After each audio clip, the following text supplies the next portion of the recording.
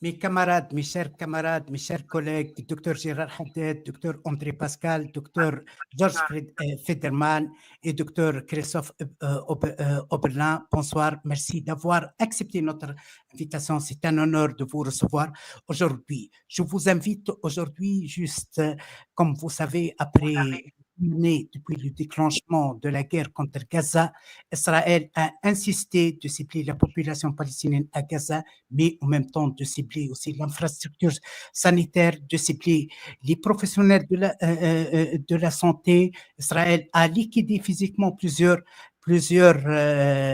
professionnels de santé, des médecins, des paramédicaux, a détruit beaucoup des hôpitaux malgré l'indignation internationale, malgré l'indignation de la société civile internationale, malgré l'indignation aussi des organisations des Nations Unies. Israël continue à anéantir le système de santé à Gaza, malgré aussi cette lettre qui a été adressée par 140 médecins et paramédicaux qui ont œuvré, qui ont servi à Gaza.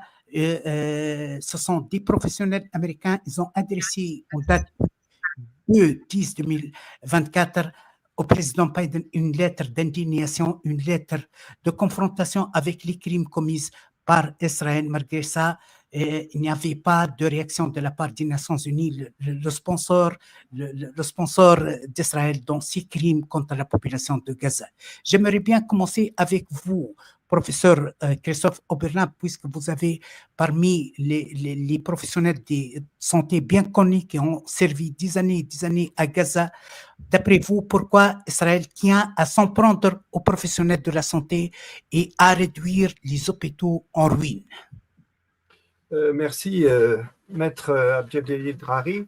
Je vais répondre à votre question. Je voudrais juste, en commençant, saluer mes autres confrères ici présents. Georges Federman, qui est un ami de très longue date, avec lequel on a réalisé un certain nombre d'initiatives de rapprochement, en particulier avec les communautés juives de Strasbourg. C'est un autre chapitre, mais je pense qu'un jour, ça vaudra la peine qu'on puisse en parler dans un cercle plus élargi. Mon ami Pascal André, qui est un ami de fraîche date, mais qui baigne dans la confraternité des médecins qui se sont rendus à Gaza, et ça nous a rendus très vite très très proches, et il a des témoignages toujours importants, très importants, d'autant plus qu'il n'est peut-être pas comme moi un petit peu habitué dans le mauvais sens du terme à voir ce qui se passe à Gaza, qui est décuplé actuellement, mais c'est quand même une affaire de longue date, et moi ça fait 22-23 ans que je me rends régulièrement là-bas. Et puis, je voudrais avoir un mot particulier pour Gérard Haddad. C'est la première fois que nous sommes l'un en face de l'autre, et j'en suis vraiment très heureux. Et je vois que ce soir, le sujet, c'est la destruction du système de santé. Donc, j'essaierai de m'y coller. Mais je dois dire que je voudrais signaler que j'ai reçu, il y a quelques mois, j'ai reçu un message d'une amie palestinienne qui est professeure au Collège de France, soit dit en passant, et qui m'a dit écoute cette vidéo. Et j'ai écouté pour la première fois de ma vie Gérard Haddad dans un entretien long à propos de son livre L'archéologie du sionisme. J'ai été passionné par ce qu'il a dit. Je me suis dit enfin les psychiatres, ne prends pas ça Georges pour une injure, enfin les psychiatres se penchent sur le côté psychiatrique de la question, ce qui m'apparaît quelque chose d'absolument essentiel. J'en avais discuté il y a plus de 20 ans avec mon ami Eyad Serraj, qui était un psychiatre palestinien mondialement connu, qui a malheureusement disparu. Et donc, j'étais passionné par cet entretien. J'ai acheté le livre que j'ai truffé de notes, de questions, d'encadrés, de points d'exclamation. Et si un jour on pouvait avoir un moment pour en parler, je serais très heureux vraiment de pousser un petit peu plus loin que la lecture de ce livre. Il manque le son ? Non, tout est bon, bon. professeur Oberlin. Oui, vous pouvez continuer. Oui. Alors, sur la question du système de santé, moi, je pourrais parler pendant des heures du système de santé tel qu'il existait avant le drame en cours, mais pour avancer plus vite, je voudrais citer deux travaux de mon excellent ami maître Gilles Devers, qui malheureusement a disparu récemment, qui était le principal avocat des Palestiniens auprès de la Cour pénale internationale, qui a travaillé depuis 2009, hein, ça fait 15 ans, sur la question, qui était en contact quotidien avec le bureau du procureur, la Cour, qui a fait avancer terriblement les choses, et dont je voulais citer deux travaux que j'ai ici. Gilles Devers avait entrepris dès le mois d'octobre 2023 de colliger toutes les attaques contre le système de santé qu'il avait à connaître. Et donc, c'est un document qui fait une 50aine de pages où il a enregistré les attaques contre le système de santé depuis le 7 octobre et pendant les 3 premiers mois, c'est-à-dire en gros jusqu'à la décision de la Cour internationale de justice. Et on voit, je vous montrerai simplement la première page, on voit que dès le 7 octobre, le système de santé a été attaqué en fin de matinée. Un missile a frappé l'hôpital indonésien de Betlaya, coupure d'électricité dans la soirée.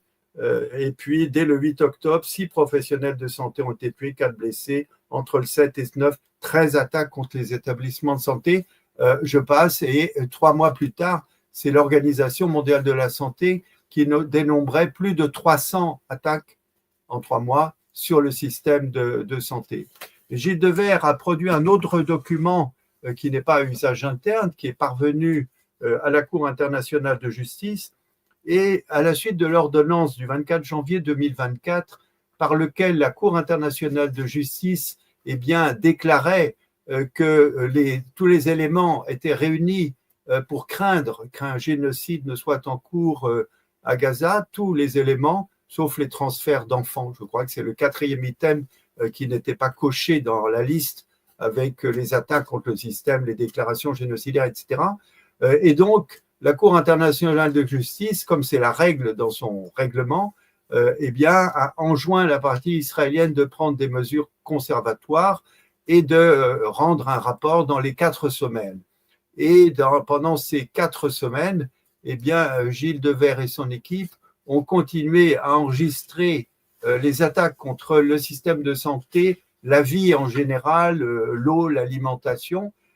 Et c'est un rapport, cette fois-ci, qui fait 350 pages, qui a été envoyé à la Cour internationale de justice et qui montre malheureusement qu'aucune des recommandations de la Cour internationale de justice n'ont été respectées.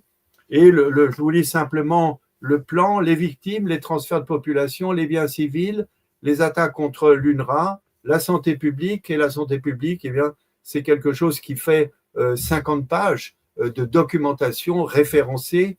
Et puis la maternité et l'enfance, et là c'est 30 pages. Et puis les atteintes, l'eau, l'électricité, etc. Et donc, merci Christophe. Permettez-moi de donner la parole à notre camarade Dr Pascal André, puisque vous avez fini pratiquement, oui. Oui, merci. Oui, on essaie d'être un peu équitable, là, c'est difficile. Mais Dr Pascal André, vous avez servi à Gaza plusieurs fois, vous êtes un bon connaisseur de l'infrastructure, du domaine, des professionnels de santé. Israël justifie ses crimes contre les établissements et le personnel de santé en affirmant qu'ils sont utilisés par les combattants palestiniens. Les tunnels, soi-disant. Est-ce que vous avez vu, lorsque vous avez servi dans plusieurs hôpitaux, des infrastructures, est-ce que vous avez vu des combattants palestiniens dans ces hôpitaux? Est-ce que vous avez vu des tunnels utilisés par Hamas, etc.? Écoutez, je n'y suis allé qu'une fois, donc j'ai vraiment pas beaucoup d'expérience par rapport à Christophe qui vient de s'exprimer. Christophe qui a été aussi depuis le mois de février 2 fois, je crois. Ce qui est clair, c'est qu'on rencontre des soignants totalement investis auprès de leurs patients. Ils sont d'une résilience absolument hallucinante, sans aucun discours de haine.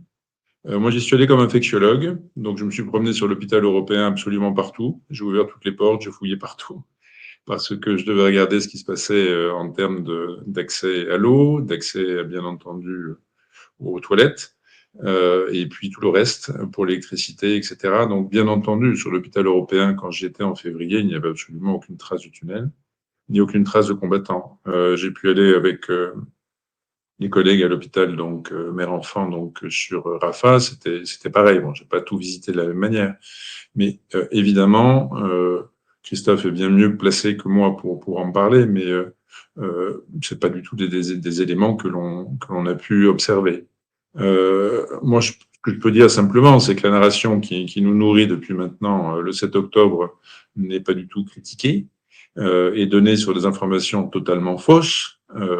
J'étais en Cisjordanie l'année dernière, en 2022, j'ai bien vu la distorsion de la réalité que beaucoup d'entre vous connaissent parfaitement entre un événement X qui est transformé en événement Y, où donc la victime devient le bourreau.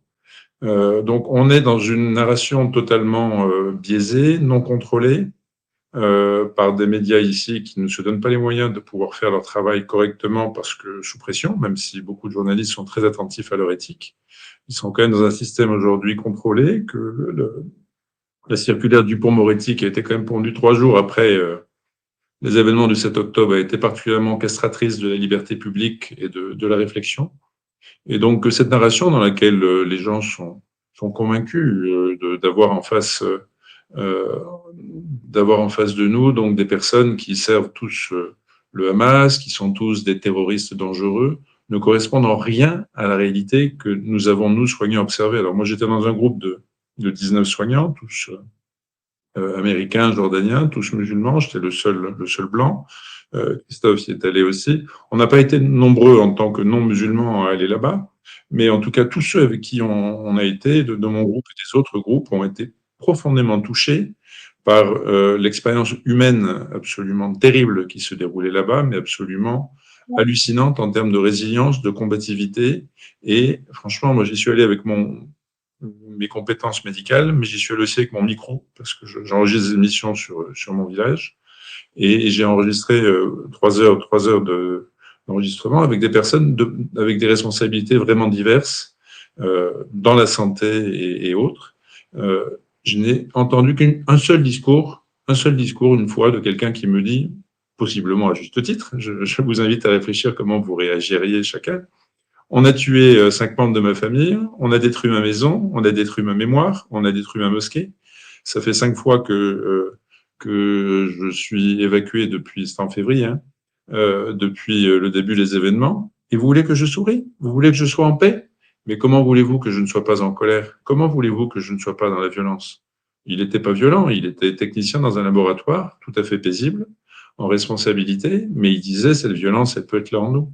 Et ce que j'ai observé, nous, on a observé des combattants pour la justice, d'une espérance dingue, avec une spiritualité qui est quand même très, très axée sur la justice. Donc moi, j'ai rencontré surtout des musulmans, j'ai pas rencontré de chrétiens et j'ai pas rencontré de personnes d'autres religions ou athées, mais en tout cas une espérance dans l'application d'un droit qui est vraiment non respecté depuis des décennies. Et ce que moi je ne comprends pas, c'est que là on parle de comment Israël justifie ses crimes contre les établissements personnels de santé, et je ne comprends pas comment depuis des décennies, et en tout cas clairement depuis le mois d'octobre 2023, alors que nous interpellons toutes nos sociétés savantes, le Comité national d'éthique, le Conseil de l'ordre, nous n'avons absolument aucune réponse ajustée ou des blocages complets à toute communication dans les sociétés savantes de médecine d'urgence, d'infectiologie, du Comité national d'éthique et du Conseil de l'ordre. Donc je trouve ça totalement honteux, avec un 2 poids 2 mesures qui est profondément révoltant, et donc d'une complicité à un génocide en cours qui est absolument formel ici en Occident, par non-application du droit et par une hypocrisie silencieuse qui tue. On n'a pas besoin de charité, on a besoin d'application du droit. On n'a pas besoin d'avoir du pain, on n'a pas besoin d'avoir des soignants qui viennent de l'Occident, on a besoin que le droit soit appliqué.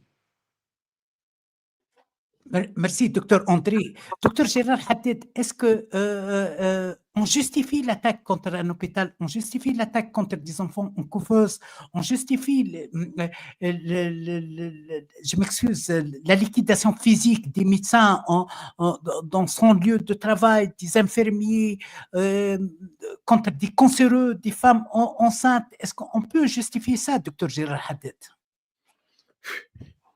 Je voudrais quand même dire un petit mot sur cette affaire, sur l'hypocrisie monumentale du système israélien dans cette affaire de justification par le fait que les gens, les combattants, ce sont des combattants, ce ne sont pas des terroristes, c'est des combattants, des patriotes palestiniens. Premièrement, c'est normal que des combattants aillent à l'hôpital pour se faire soigner, qu'il y ait une relation dans la population entre... Bon. Mais surtout, ce que je voudrais dire, moi, en tant que psychiatre, psychanalyste, je parlerai ici de projection. Pourquoi? Parce que pas plus tard qu'il y a 3 ou 4 jours, je crois, grâce à cet excellent journal qui s'appelle Haaretz, nous avons appris que, je crois que c'était à Jénine, ou je ne sais pas, dans un des camps de réfugiés en Cisjordanie, un commando israélien est arrivé dans une ambulance. Et ils sont arrivés, ils ont tué autour d'eux, ils sont sortis de l'ambulance. Donc, utiliser les moyens de santé pour des actions terroristes, parce que c'est une action terroriste qu'a commis ces gens de Tzal. C'est une unité qui s'appelle les Douvdevanim. Douvdevanim en hébreu, ça veut dire les cerises. Ils se sont fait appeler cerises. D'ailleurs, Israël le sait qu'ils utilisent. Ils ont projeté sur les Gazaouis ce qu'eux font. Il suffit d'ailleurs, il y a une série que je trouve formidable, moi, qui reflète bien ce qui se passe dans les territoires. C'est la série, comment s'appelle-t-elle déjà? Une série israélienne, Fauda. Dans Fauda, cette série qui doit être vue, parce que vraiment, si vous la voyez comme il faut, non pas comme un éloge de la puissance de ces commandos, c'est une série qui est justement sur ces Douvdevanim, sur ces soi-disant cerises. Et on les voit dans cette série souvent utilisant des ambulances, ces commandos, pour entrer dans les villages palestiniens et pour tuer au hasard ou un dirigeant qui était repéré, etc. Nous sommes 4 médecins. On peut imaginer tout ce qu'on veut, sauf une chose. Comment détruire un système de santé? Israël détruit, il y a 3 systèmes qu'Israël détruit systématiquement. Vous avez le système de santé. Nous, médecins, on est du côté de la vie. Il y a un jour, quelqu'un m'a dit, il faudrait m'aider à disparaître parce que j'ai 92 ans, j'ai un pacemaker, tout ça, j'en ai marre. Je dis, mais cher ami, je suis un médecin, c'est-à-dire, nous, on nous a appris dans les universités de médecine à soigner les gens, à les faire vivre. Moi, je ne sais pas comment faire une euthanasie. Donc, porter les coups sur le système de santé, c'est porter un coup sur la vie. S'il y a bien une signature, un symptôme de génocide, c'est celui-là, plus que tous les autres. Enfin, en tout cas, particulièrement, c'est un symptôme de cette affaire. Israël s'acharne sur 3 systèmes. Le système de l'information. Toute personne qui a un gilet marqué presse, il est tué. Il y a, je ne sais pas combien, 130, 140 journalistes. 3e élément sur lequel les Israéliens s'acharnent, c'est le système d'enseignement. Les écoles des enfants sont toutes détruites. Les enfants ne peuvent pas aller à l'école. Les universités sont détruites. Il y a un 4e système, mais bon, c'est le système religieux. On a détruit toutes les mosquées, on a détruit des églises, parce qu'il y a quand même des églises. Il faut savoir que Gaza, dans le passé juif, était une ville importante au Moyen-Âge. Il y a le mouvement messianique d'un certain Shabtai Ben Tzvi est parti de Gaza, avec un type qui s'appelait Nathan de Gaza. Donc, la ville de Gaza, dans le Moyen-Âge, était une ville, comment on dirait ça, il y avait des gens de beaucoup d'origine étaient là. C'est une ville historique, c'est une ville qui appartient au patrimoine de l'humanité. Quand j'ai vu les événements se dérouler sous mes yeux, qu'est-ce que je me suis dit en tant que psychiatre? Nous sommes devant une psychose. Ce qui se passe, c'est une psychose que rien ne semble pouvoir arrêter. Et je suis un lacanien en plus. C'est-à-dire pour nous, pour Lacan, la théorie de la psychose, c'est qu'il y a quelque chose à la racine qu'on appelle une forclusion, c'est-à-dire un rejet un rejet de quelque chose de fondamental, un rejet d'une filiation. Et j'ai réussi, en écrivant ce livre, à situer à peu près où se situait cette forclusion. Le sionisme s'est construit comme un rejet du judaïsme, comme une haine du judaïsme. Il n'y a qu'à lire l'État des Juifs de Herzl, qui est un des livres les plus mauvais qu'on ait jamais écrit. Il paraît que c'est les livres fondateurs. Les gens qui disent ça, ils ne l'ont pas lu. D'ailleurs, aucune mesure qui a été prise. Donc, je dirais que la forclusion, elle était là au niveau. J'ai terminé. Non, non, je voulais poser une question très courte. Mais bon. Vas-y, allez-y. Entre Non, médecins. ma question très courte, mais vous n'êtes pas obligé d'y répondre, c'était parce que vous faites une excellente critique de l'état des Juifs de Herzl, est-ce que vous l'aviez lu avant d'aller vous installer en Israël? C'est très provocateur cette question. Je vais vous dire la toute vérité. Je l'ai lu quand j'étais jeune. Parce que moi, j'ai participé à tout le mouvement sioniste. Je suis un ancien sioniste. Hein. Et puis un sioniste, un vrai, c'est-à-dire pas, vous voyez à qui je fais allusion, des gens, ce que j'appelle les sionistes du café de Flore, vous voyez, hein, dont le nom se résume à 3 lettres. Moi, j'ai été en Israël. Et ça a été le meilleur traitement que j'ai eu contre le sionisme. Parce que le sionisme est une sorte de maladie mentale. C'est une prison intellectuelle. Très puissante, très très difficile d'en sortir. Parce que le storytelling du sionisme fait des choses essentielles. Le passé, les machins. Mais tout ça, en fait, c'est une hypocrisie. Notre histoire juive est complètement rejetée dans le sionisme herzlien. Et donc, mais je l'ai relu, donc je l'ai lu, mais je n'ai pas fait attention, comme la plupart des gens.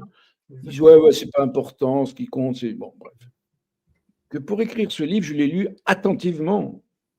C'est 30-40 pages, hein, c'est pas un fleuve. Hein, j'ai lu avec beaucoup plus de plaisir, d'ailleurs, un autre livre d'un certain Léon Pinsker, qui s'appelle Auto-émancipation, qui est bien mieux écrit. Il est très mal écrit en plus.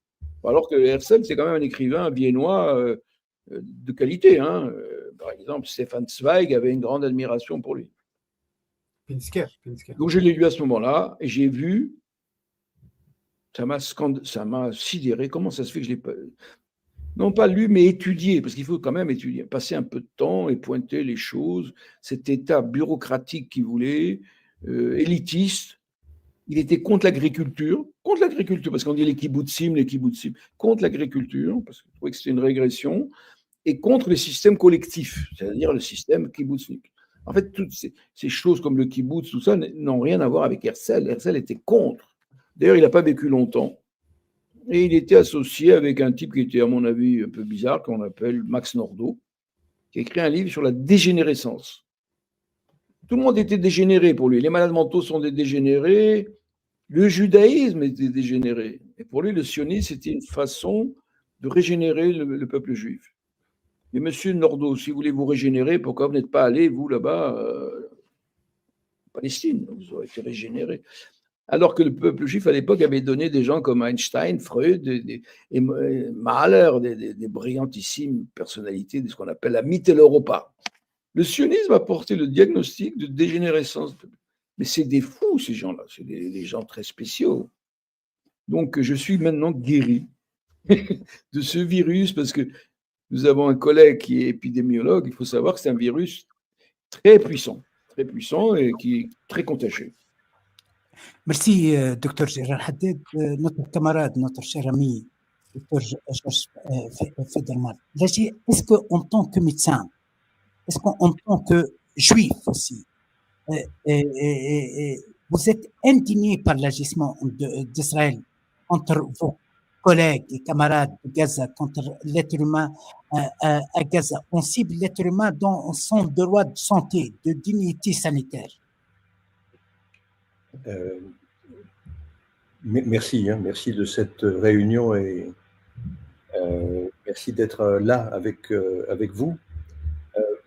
Je vous montre le slogan que je porte. Aucun homme, aucun humain n'est illégal. Pour répondre à votre question, Abdel-Jalil,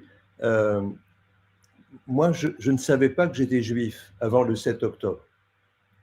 Avant le 7 octobre, il y avait longtemps que je m'étais converti.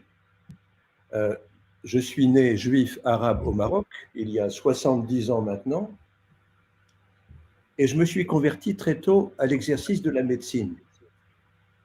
Et le 7 octobre m'a rappelé que j'avais une part juive, qui pour moi est en même temps très importante et en même temps accessoire.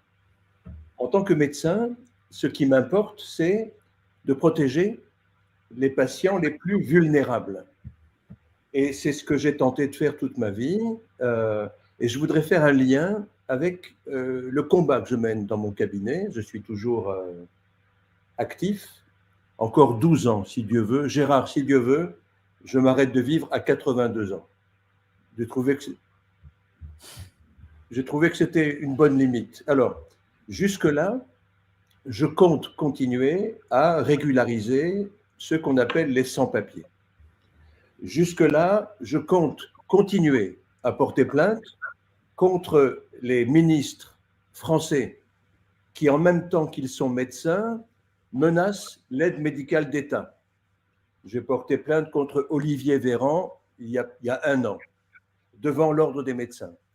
Il y a 1 semaine, j'ai obtenu la radiation d'un expert psychiatre strasbourgeois qui fait du mal à ses usagers depuis 40 ans. Et c'est peut-être un écho à ce que Gérard évoquait tout à l'heure. Moi, je ne parlerai pas de psychose, ni de maladie infectieuse, mais d'instinct grégaire.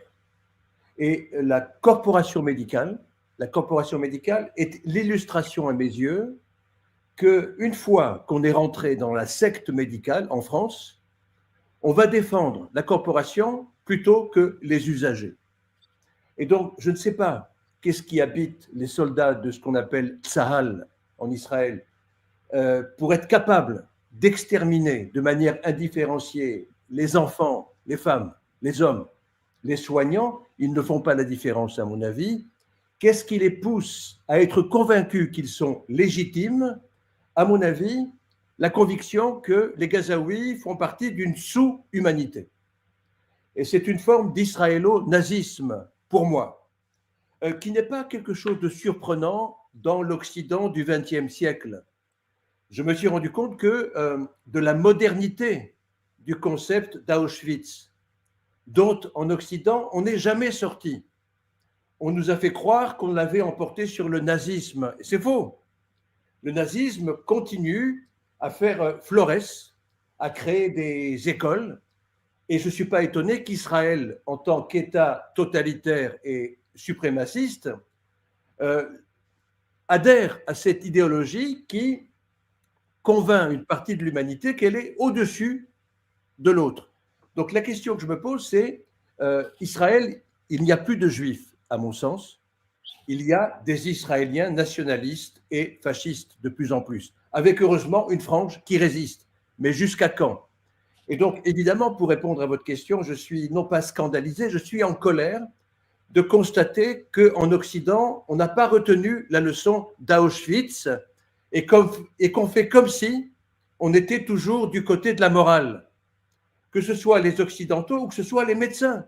Les médecins en France, si l'expert dont je parle a pu sévir pendant 40 ans, c'est parce qu'il a bénéficié de la complicité de la corporation médicale pour qui c'était plus important d'occuper une place que de prendre le parti des plus faibles. Et aujourd'hui, il est incontestable que du côté des Gazaouis et des Cisjordaniens, il y a un devoir de fraternité et un devoir de dénoncer le génocide en cours. Et je prie, et alors je vais arrêter là pour l'instant, il y a 1 mois et demi, Christophe était à la maison. Il était à la maison en même temps que ma sœur qui vit en Israël et qui défend l'idéologie de Netanyahou, l'idéologie suprémaciste. Ils se sont retrouvés le matin au petit déjeuner ensemble. Et pour moi, c'était une grande émotion. Ce n'était pas une joie, c'était une émotion, un moment d'espérance. Je me suis rendu compte que tous les deux tenaient un discours de sincérité, mais qui n'était pas synchronisé. Ils ne pouvaient pas s'entendre ce jour-là. Mais en même temps, ils s'étaient écoutés, ils s'étaient parlé. Et une partie de mon combat à Strasbourg, c'est de rester en contact avec la communauté juive, à qui j'ai demandé d'enlever le drapeau israélien devant la synagogue à Strasbourg, il y a 6 mois. Mais je veux rester en contact avec eux parce que je n'ai pas la prétention de savoir où est le juste, de savoir qu'est-ce que l'avenir nous réserve. Et je veux toujours chercher en tant que médecin la lumière, même chez les bourreaux. Je voudrais dire un mot là-dessus. Oui. Vous avez employé l'expression de judéo-nazi ou de nazisme. La première personne qui l'a prononcé, cette expression, c'était un médecin israélien, qui a été un peu mon maître. C'est grâce à lui d'ailleurs qui s'appelle Yeshayahu Leibowitz, qui était professeur de médecine, n'était pas un clinicien, mais c'était un chercheur et un biochimiste du système nerveux. Et c'est lui qui, la première fois, très très tôt, dès 1982, au moment de la guerre du Liban, a prononcé cette expression de judéo-fascisme. Puis par la suite, ça va devenir judéo-nazi. Il va employer couramment cette expression judéo-nazi. Je viens de publier un livre, je me fais un peu de pub, qui s'appelle Éloge de la trahison, qui sont 12 lettres que j'écris posthumes à mon cher Leibowitz. Et je lui dis combien son diagnostic de nazisme se vérifie aujourd'hui. Puisqu'à l'époque, il avait un don incroyable, puisqu'en 67, cet homme-là a dit « Cette victoire militaire, la guerre des 6 jours, est la plus grande catastrophe de l'histoire juive, de l'histoire israélienne au moins, parce qu'on va s'auto-détruire, on va devenir un peuple d'oppresseurs. Je tiens à rappeler que c'était un homme très pieux. Souvent, on assimile religion.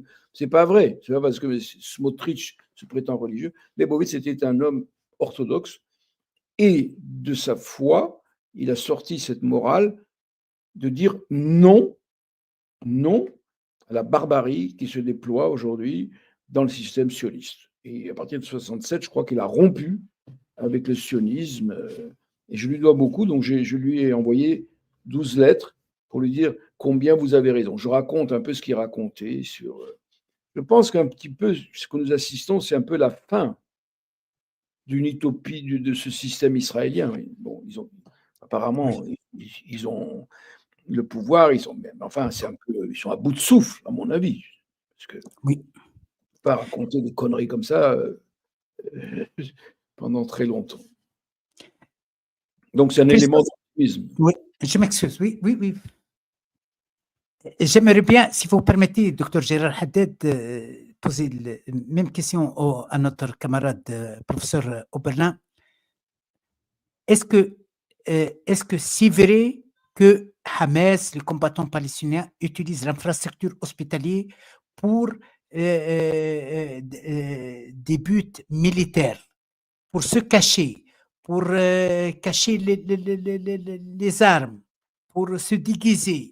Et comment vous expliquez, Christophe Oberlin, que malgré ces coups durs, malgré ces attaques vraiment impensables, le service public de santé résiste encore à Gaza avec un minimum de services? Alors, il y a 2 questions là. La première question, vous me demandez de répondre à une espèce d'incantation, de doxa qui a été émise, qui a même été émise il y a très longtemps, parce que je me souviens qu'il y a plus de 10 ans, 10 ou 12 ans peut-être, passant à Jérusalem, nous avons été reçus par le consul de France à l'époque, à Jérusalem-Est, et qui nous a dit comme ça, en baissant un petit peu le ton, mais est-ce que c'est vrai qu'il y a un quartier général du Hamas sous l'hôpital Shifa? Je dois dire qu'à l'époque, ça nous a fait rire avec mon ami anesthésiste Christophe de Nantes. Tout ceci n'avait aucun sens. D'abord, s'il y avait quelque chose, sans doute, on ne le saurait pas, j'imagine. Et puis, de toute façon, est-ce qu'on peut penser aujourd'hui que dans une armée moderne, capable de résister pendant plus d'une année, eh bien, on pourrait commettre la bêtise de mettre un quartier général quelque part? On le sait, et on le sait même depuis 1917, la grande bataille de Gaza de 1917, où les Ottomans ont été défaits par les Alliés, les Anglais essentiellement. Elle a duré 6 mois, et cette bataille de Gaza finalement, Gaza n'est tombé qu'au bout de 6 mois, lorsque le nombre de combattants anglais a fait 8 fois le nombre des combattants turcs. Pourquoi? Parce que les Turcs ont utilisé la seule défense naturelle possible dans une plage de sable, eh bien, c'est de s'enterrer, de faire des casemates. Donc, les tunnels, ils existent depuis 1917. C'est une technique qui est utilisée depuis 1917. Donc, le commandement, comme les prisonniers otages, tout ça, c'est diffus, c'est du diffus. C'est évidemment pas localisé sous un hôpital ou sous un autre. Donc, c'est une espèce de poncif qui est ressorti et dont on nous parle encore aujourd'hui, mais qui n'a strictement aucune chance d'exister. Alors, l'autre question, c'était sur… Cette capacité de résistance. Ah oui, la capacité de résistance du système de santé, là, je dois dire que je n'en suis pas surpris parce que finalement, depuis plus de 20 ans, j'ai vu un certain nombre de destructions et j'ai vu des reconstructions. J'ai vu des personnes dont la maison avait été détruite 3 fois et qui avaient été reconstruites. Et concernant les hôpitaux, certes, ce n'est pas toujours d'une qualité fantastique, mais j'ai vu refaire finalement, réhabiliter, comme on dit, le principal bâtiment de l'hôpital Shifa, 6 étages en 6 semaines. C'est-à-dire que ce sont les champions de la reconstruction. Et quand il s'agit de vider un étage, tout le monde s'y met, infirmiers, médecins, chirurgiens, et on va dans la course ou la tente passer une semaine avant de remonter quand tout ça serait réhabilité. Donc, ce sont les champions de la reconstruction. Et j'observe avec énormément de satisfaction et d'émotion aussi qu'à chaque fois qu'une petite lumière s'allume à nouveau après une destruction hospitalière, eh bien, on le sait, on le voit, on reçoit les vidéos, on est en contact avec les médecins qui viennent de remettre en route une unité de dialyse rénale dans l'ex-bâtiment de la maternité de Shifa, qui était un peu moins détruite que l'autre. J'ai été heureux d'apprendre que l'hôpital Nasser, qui était l'objet d'un siège terrible, où il y a eu des morts, des dizaines de morts dans la cour de l'hôpital des Charniers, une partie de l'hôpital Nasser est repartie et on fait à nouveau de la chirurgie. Alors tout ça, ça concerne des hôpitaux où j'ai travaillé. C'est ça m'est très sensible, si vous voulez. Et puis, il y a même des hôpitaux dont je ne citerai même pas le nom, de peur de les faire détruire, en tout cas de les faire cibler. Il y a même des hôpitaux qui ont continué à fonctionner, dont personne ne parle. Pour vous dire, par exemple, j'ai un ami proche qui s'est fait opérer de la cataracte récemment dans un hôpital. Il m'a envoyé les photos d'une salle d'opération formidable et c'est un chirurgien palestinien, bien entendu, qui lui a remplacé ces deux cornets.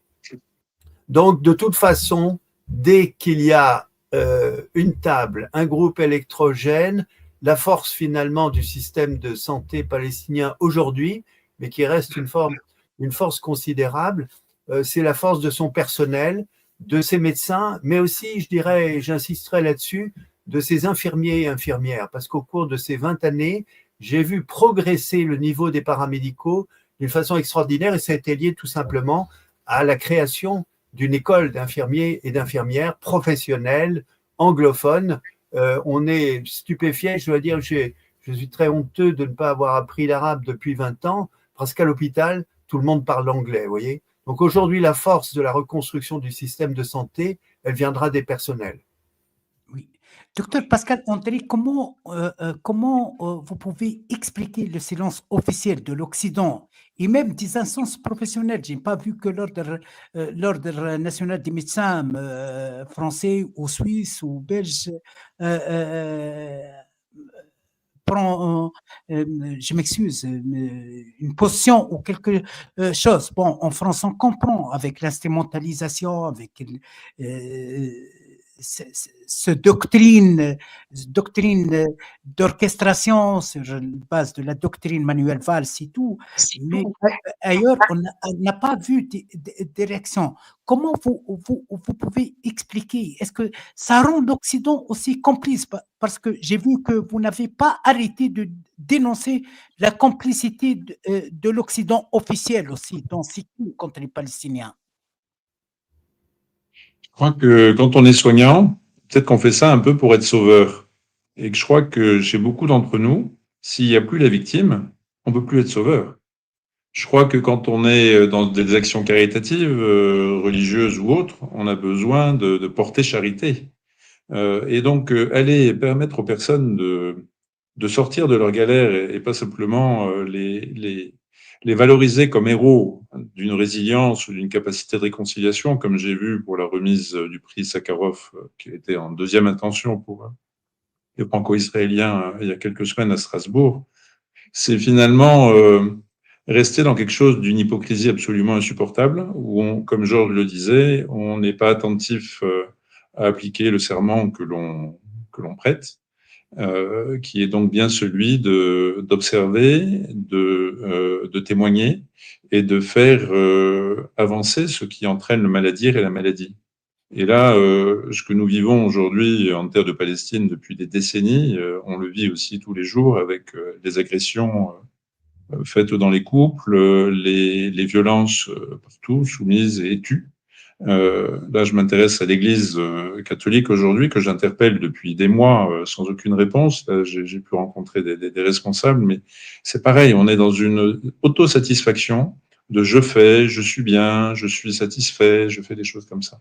Donc, à mon avis, ça, c'est la première chose. C'est un peu le triptyque systémique, bourreau, victime, et on est plutôt bien là-dedans, dans quelque chose où on est plutôt sauveur, et toujours du bon côté, et sans permettre à la victime d'avoir des droits appliqués qui permettraient que tout cela s'arrête. Après, je pense qu'il y a dans nos responsabilités d'enseignants par rapport aux jeunes aujourd'hui, moi, ça fait 40 ans que je me bats pour l'accès au droit, l'accès aux soins.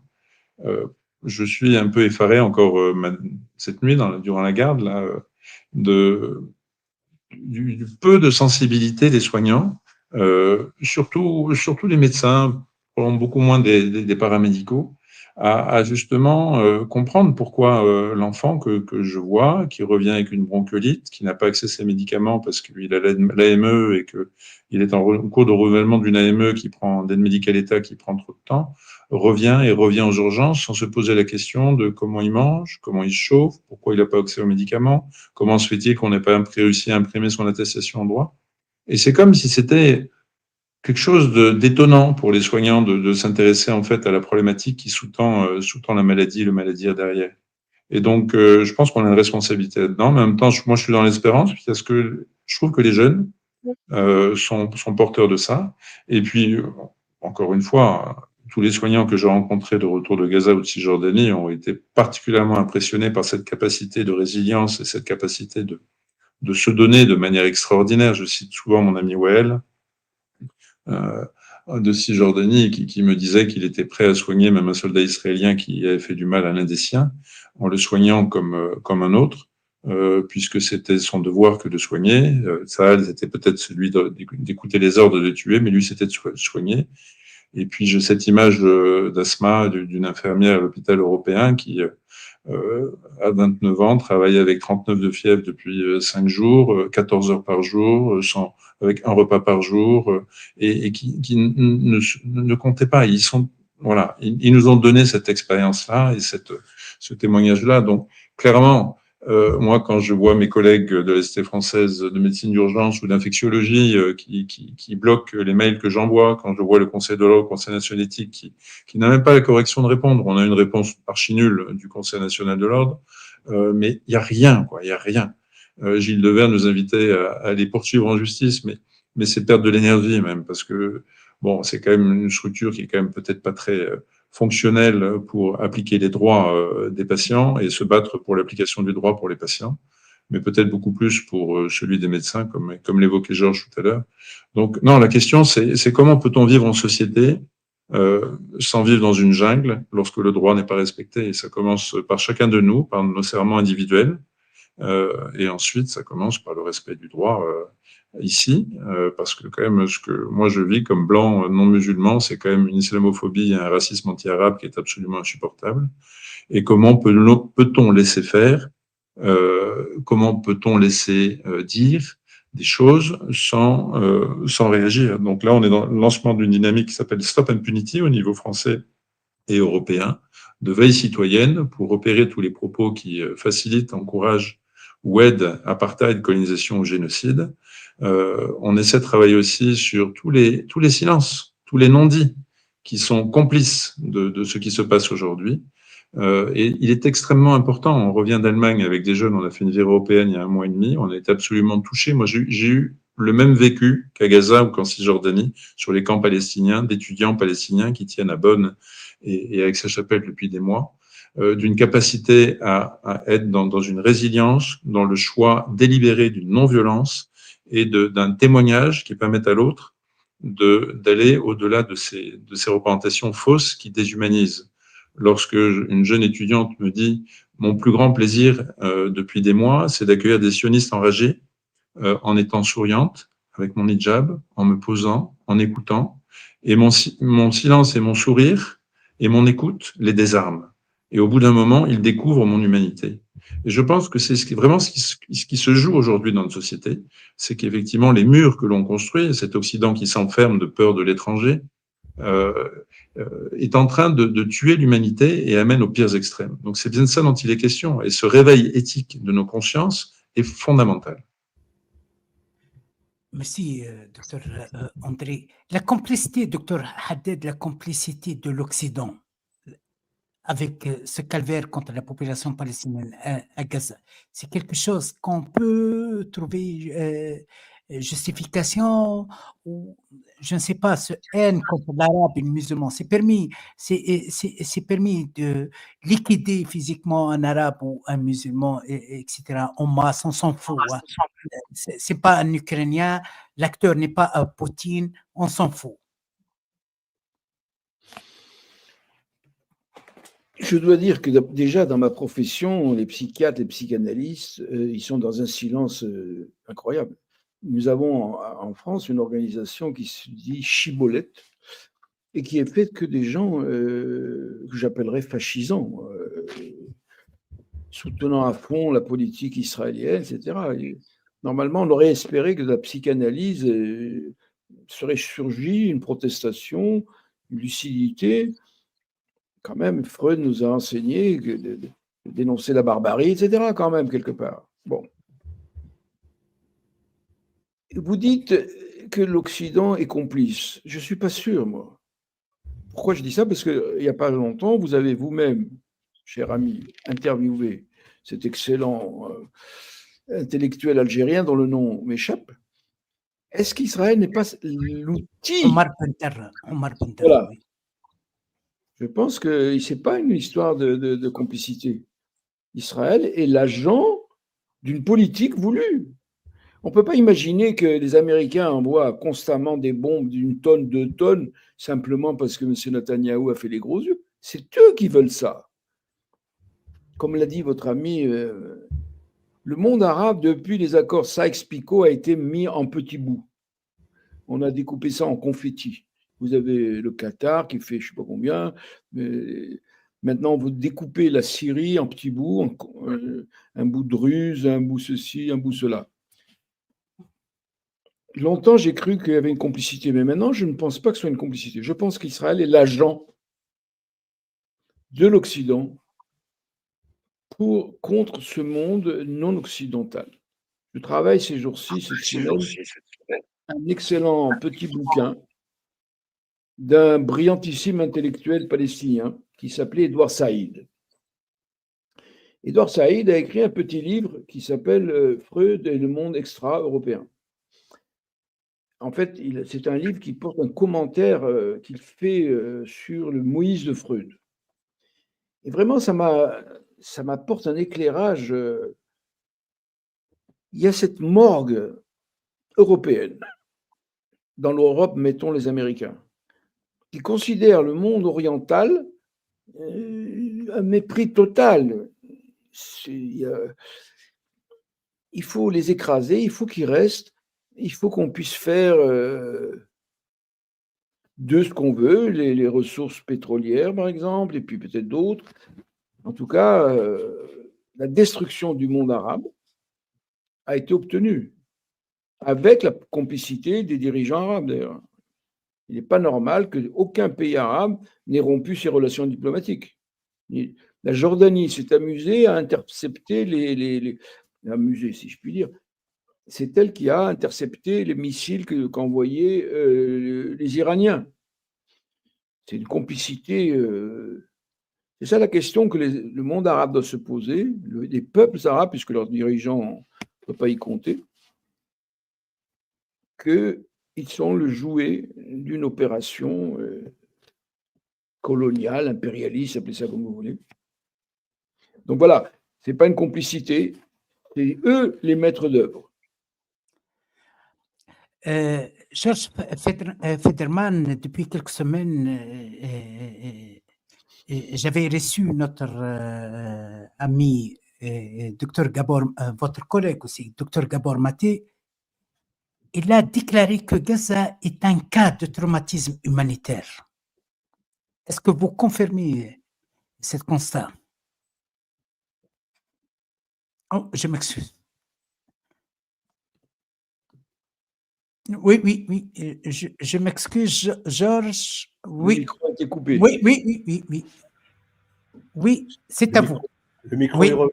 Oui. Oui. Parce que sinon, j'allais me plaindre à la LICRA pour antisémitisme. Hein? Dieu est grand, le micro est revenu. Alors évidemment, et en même temps, ça crève les yeux. La question est, pour moi, elle est ontologique. Ça veut dire, qu'est-ce qui fait que nous sommes hommes ou femmes? Sinon, le fait de considérer qu'aucun de nous n'est illégal sur cette terre, de considérer, même si ça peut ne pas plaire à M. Retailleau et à M. Darmanin, qu'il y a de plus en plus d'étrangers dans le monde, et de simplement se retourner sur sa propre histoire. Qui parmi nous n'a jamais connu une épreuve? Qui parmi nous n'a jamais été traumatisé, ne serait-ce que par la naissance et par la responsabilité de devoir vivre, de s'humaniser? Qui parmi nous n'a pas fait l'expérience de la résilience, du fait de se relever? Qu'est-ce qui ferait que les Arabes supporteraient mieux la violence que les Blancs? Qu'est-ce qui fait que les Africains supporteraient mieux l'immersion dans le froid, dans le désert, que les Blancs? Qu'est-ce qui ferait qu'il y aurait une différence entre nous? En tant que clinicien, Gérard, je peux aussi apporter ma petite contribution. Je travaille depuis 40 ans auprès de traumatisés psychiques. Je me suis rendu compte que le traumatisme et le diagnostic du traumatisme psychique, ma grand-mère et ma concierge peuvent le faire. On n'a pas besoin d'être psychiatre pour faire le diagnostic de traumatisme. À une époque, avec ma première femme, on allait chercher les Algériens à Strasbourg, place de la Gare. On allait chercher les sans-papiers, et la seule question que je posais, que nous posions, d'où viens-tu, mon frère? Et si les gens répondaient qu'ils venaient d'Algérie entre 92 et 2002, qu'ils venaient du Congo, qu'ils venaient du Côte d'Ivoire, du Caucase, on était sûr qu'ils étaient traumatisés. On n'avait pas besoin de diagnostic. J'ai demandé au directeur de l'OFPRA en 2004, M. Viau, qu'il accorde le droit d'asile à l'OFPRA à tous les traumatisés dont la situation était garantie par le médecin comme témoin, le médecin de famille. Et on sait, nous, en tant que juifs, alors je vous rappelle que je suis juif depuis le 7 octobre 2023. Avant, j'étais médecin. Mais on sait très bien, en tant que juif, on a vécu à Auschwitz. On l'a dans l'ADN. Et encore plus les séfarades que les ashkénazes. Ça, c'est un paradoxe supplémentaire. Celui qui a vécu à Auschwitz, qui se revendique d'Auschwitz, il sait très bien que l'ADN est modifié et que le traumatisme, le vécu traumatisme, la sensation traumatique, elle est transmise sur plusieurs générations. On a rappelé plus jamais ça, plus jamais d'Auschwitz. Comment des gens qui revendiquent plus jamais ça peuvent-ils imposer un génocide à des frères et des sœurs en humanité? Alors, ça relève peut-être de la psychose, Gérard, ça relève de l'épidémie, Pascal, ça relève, à mon avis, d'une forme de totalitarisme qui va se transmettre sur plusieurs générations chez les bourreaux. Et la dévastation éthique qui va frapper Israël va être une dévastation folle. Les Israéliens ne vont pas se relever du génocide qu'ils imposent aux Arabes, aux Gazaouis et aux Cisjordaniens. Et en aucune façon, je ne voudrais rappeler ce que Golda Meir avait dit un jour, il y a 50, 60 ans, et que les Juifs de Strasbourg répètent. Golda Meir aurait dit « On vous pardonnera, chers Arabes, de nous avoir tués, mais on ne vous pardonnera pas d'avoir été obligés, nous les Israéliens, de tuer vos enfants. » Comme si les Arabes n'étaient pas au même niveau que les Israéliens, comme si la malédiction que constitue la création de l'État d'Israël en 1948, qui pour moi est la traduction de l'antisémitisme des vainqueurs. La place des Juifs, c'est en Europe qu'elle était, dans la Mitteleuropa, c'était à Vienne, c'était à Budapest, c'était à Paris, c'était à Berlin, et en aucune façon à Jérusalem ou Tel Aviv. Les Juifs, l'essence du judaïsme, c'est l'essence diasporique.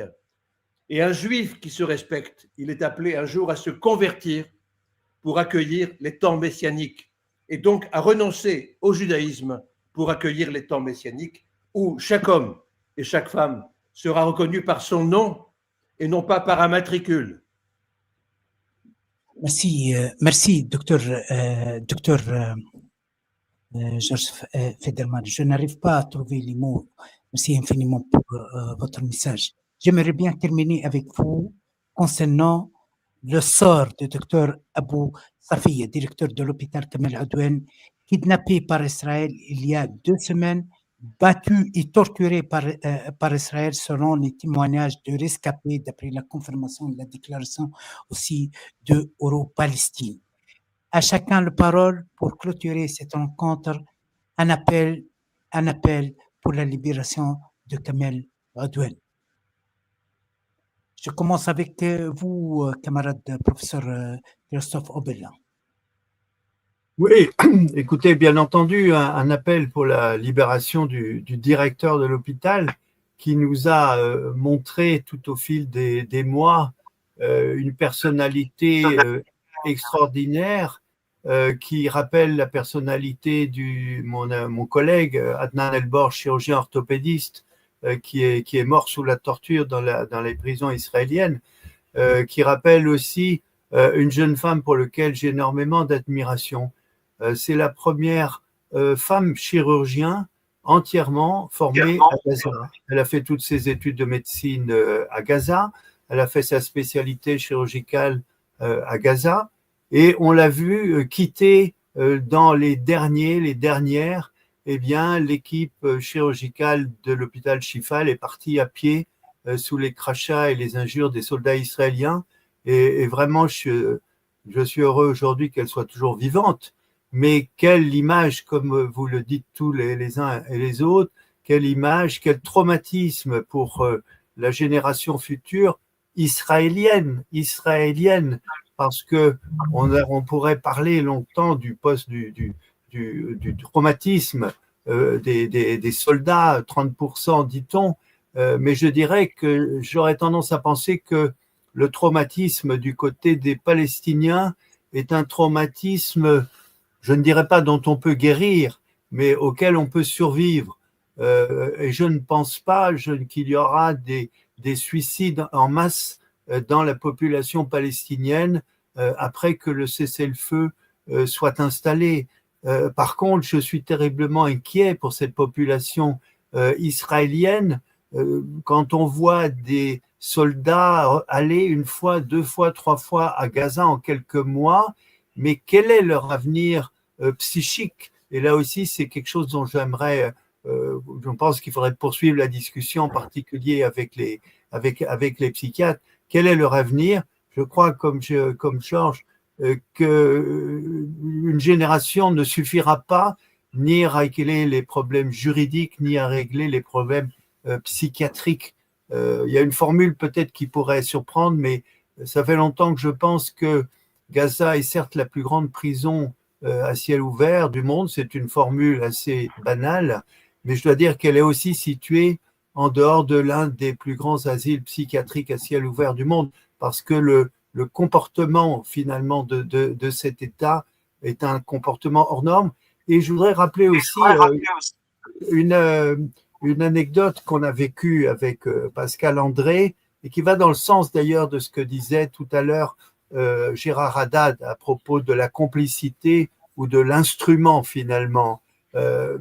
Pascal André m'a attiré dans un guet-apens lorsque je suis rentré, et par des accointances, il m'a dit, écoute, on a un rendez-vous à l'Élysée avec la conseillère du président de la République concernant le Proche-Orient. Quelqu'un de très cultivé, de niveau d'ambassadeur, très bien. Je me suis dit, pourquoi pas. On a eu une discussion d'1h30 avec cette dame qui en fait était la porte-parole du gouvernement et non pas une conseillère diplomatique en termes de comportement. Et je dois dire qu'à la fin, elle a dit quelque chose, même en parlant aujourd'hui, je finis par avoir un doute tellement ça me semble énorme. Je voudrais demander à Pascal de me confirmer s'il a bien entendu ce que j'ai entendu de mes oreilles. Elle nous a dit, écoutez, la France travaille d'une façon très acharnée, avec beaucoup d'efforts, pour essayer de rédiger une contribution au Conseil de sécurité qui puisse être acceptée à la fois des Américains et des Israéliens. Voilà ce qu'elle nous a dit. C'est bien ça, Pascal, je n'ai pas rêvé? Oui, malheureusement, tu n'as pas rêvé et on a été confronté à un discours complètement fermé de représentation néocoloniale, de savoir d'un diagnostic posé, d'un traitement à imposer. Nous ne pourrons jamais négocier avec le Hamas. Il faut réformer l'autorité palestinienne. Et la rencontre prévue en juin à New York est complètement sur cette longueur d'onde, c'est-à-dire un non-respect en fait de l'identité de la personne arabe et de la personne palestinienne ici, de ses compétences, dans son droit à l'autonomie, dans son droit à l'autodétermination, dans sa capacité à le faire. Pour répondre à la question du soutien à un médecin plus spécifique, bien entendu, il faut faire tout ce qu'il faut pour libérer cet homme remarquable, mais je me méfie beaucoup de la casuistique et je me méfie beaucoup du pathos et de la mobilisation autour de juste d'un sentiment. On est sollicité pour faire sortir tel enfant qui a telle pathologie, tel. Le problème, il n'est pas là pour moi. Quand on a rencontré De Villepin, il nous a dit attention, ne négociez pas comme ça avec eux. Non, le problème, il est qu'on est dans une situation d'oppression absolument terrible, d'un génocide absolument hallucinant, qu'on a des oppresseurs qui sont là, qui font la loi, vous pouvez rentrer, vous pouvez sortir, vous pouvez prendre ci, vous pouvez pas prendre ça, et que ça, c'est terminé. C'est stop maintenant, quoi. C'est stop. Stop impunity, mais stop à la présence de forces armées occupantes qui ne respectent en rien le droit en étant là et qui ne respectent en rien l'humanité. Donc oui, bien entendu, libérons tous les soignants, libérons ce peuple et donnons autorisation à ce peuple de vivre selon le droit qui est écrit noir sur blanc et qui n'est pas respecté parce qu'on est nombriliste et qu'on est finalement dans un affectif qui nous fait du bien. Et c'est un peu comme ça. Je résumerai cette année de plaidoyer auprès des politiques que j'ai rencontrés. C'est une image de Brolange qui me vient, qui a été courageux au mois de novembre à l'Assemblée, mais qui, quand on l'a rencontré après, était dans une autosatisfaction. C'est la même chose avec la conseillère diplomatique de M. Macron, de M. Macron lui-même, une autosatisfaction. Mon diagnostic est le bon. Voilà. C'est comme ça qu'on fait des erreurs, c'est comme ça qu'on entraîne des catastrophes. Et je crains malheureusement que cette approche néocoloniale et raciste d'un État français et de plusieurs États européens qui ne disent rien. J'ai rencontré l'ancienne première ministre belge, vice-présidente du Parlement lors de la remise du prix Sakharov, en lui disant c'est très bien, là on a fait un topo affectif, là vous avez réuni des Israéliens et des Palestiniens qui sont mis ensemble, qui ont vécu des choses terribles et qui arrivent à se parler, c'est formidable, on est heureux, etc. Mais attendez, vous avez une responsabilité politique qui est majeure, vous avez un impact majeur pour dénoncer ce qui se passe. 30% des armes qui arrivent à Israël sont livrées par l'Allemagne. L'Europe ne dit rien. Vous avez possibilité par l'article 2 de le traité de coopération économique de dénoncer cette coopération. Vous ne dites rien. La coopération par rapport aux universités, vous ne dites rien. Donc, ne soyons pas dans le pathos. Ne soyons pas ciblés juste à ce qui nous émeut, mais soyons politiques, soyons stratégiques et soyons fermes en faisant appliquer le droit. Merci infiniment, docteur Pascal André. Docteur Haddad, qu'est-ce que vous disiez concernant la situation de docteur Abou Safia? Je suis tout à fait d'accord avec ce que dit mon collègue André. Je ne connais pas son nom, je crois. Abou Safia, c'est un symbole pour moi. Et je ne veux pas faire d'appel à sa libération. J'exige sa libération comme un symbole de ce que vous avez dit. Il faut que ça s'arrête. Mais comment on peut supporter ça depuis des mois et des mois, sans qu'on aille dans les rues hurler, sans qu'on fasse grève? Il faut que ça s'arrête. Vous aviez peur tout à l'heure pour les... Moi, j'ai très peur pour les Palestiniens aussi, quand même. J'ai l'expérience des descendants de la Shoah. J'en ai même fait un livre qui s'appelle « Lumière des astres éteints ». Les enfants, les petits-enfants, les arrière-petits-enfants, des gens, ou soit qui sont descendants du côté allemand, nazi, soit du côté juif, déporté. La plaie que ça a été, cette catastrophe, ce génocide, se transmet dans les générations. Les enfants palestiniens vont souffrir d'un traumatisme de ce qu'ils ont vécu, des maisons détruites, leurs parents morts devant eux, et puis des horreurs dont on a beaucoup parlé ce soir et d'autres encore.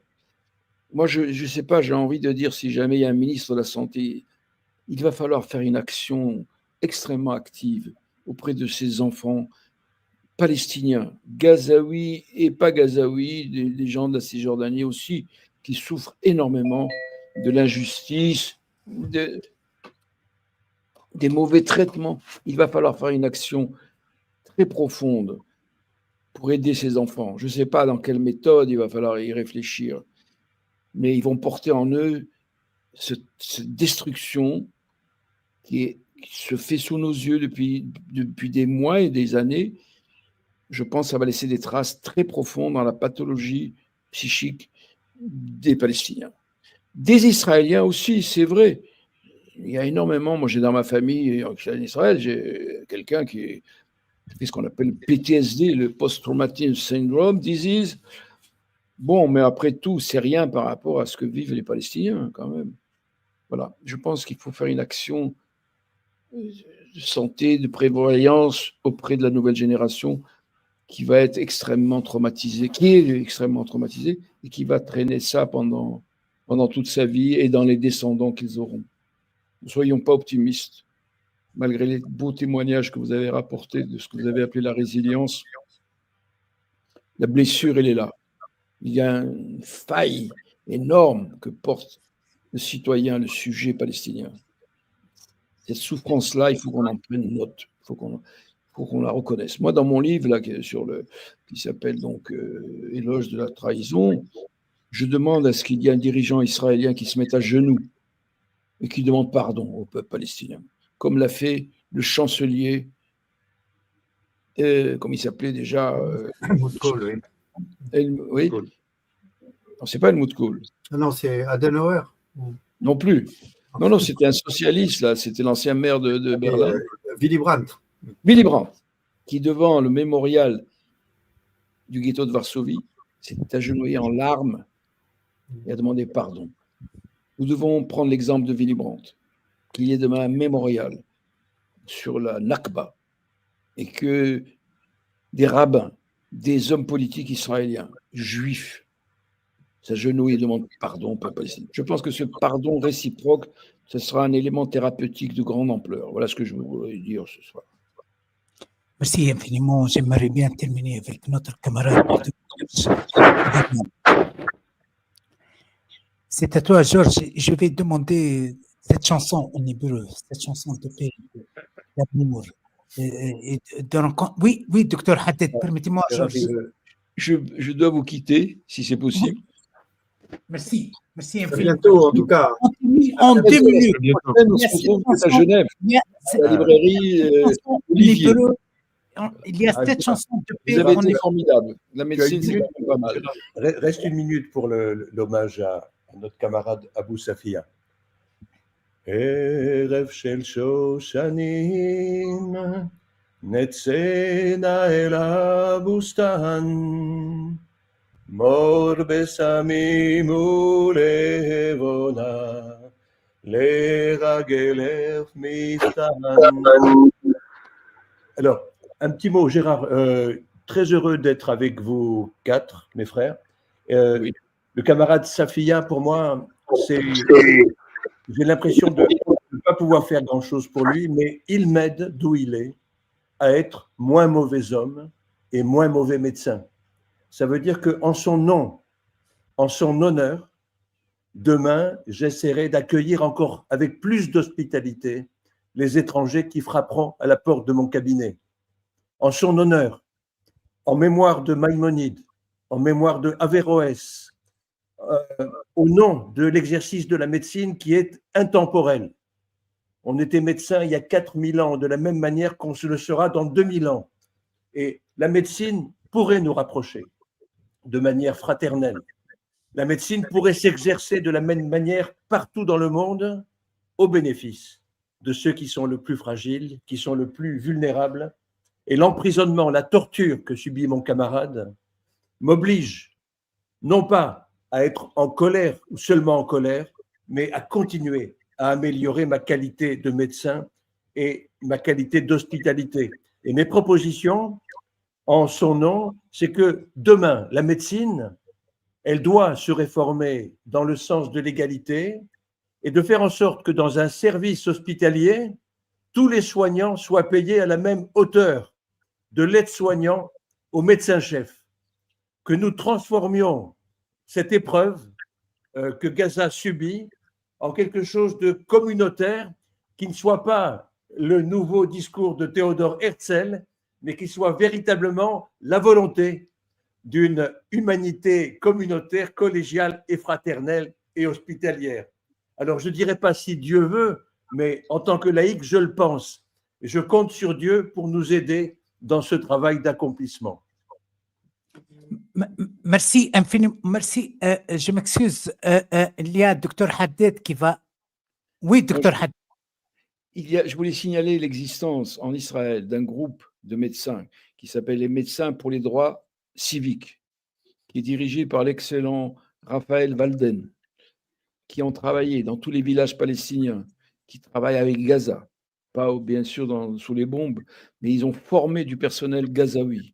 C'est un ami à moi, Rafi Walden, il m'a raconté comment ils ont fait venir des médecins, des infirmiers gazaouis, comment ils les ont emmenés à l'hôpital de Tel HaShomer, ils ont formé à la médecine de guerre. Je pense qu'elle leur est drôlement utile en ce moment. C'est quand même une petite lueur dans un monde si effrayant. Merci infiniment, des camarades, docteur Gérard Haddad, docteur Pascal Landré, docteur Georges Federman et notre cher ami aussi, professeur Christophe Oberlin. À bientôt. Merci à vous, merci à nos auditeurs. Jeudi prochain. Merci infiniment. Shalom, salam alaikum, au revoir. Merci Salam. beaucoup. Au revoir. Merci.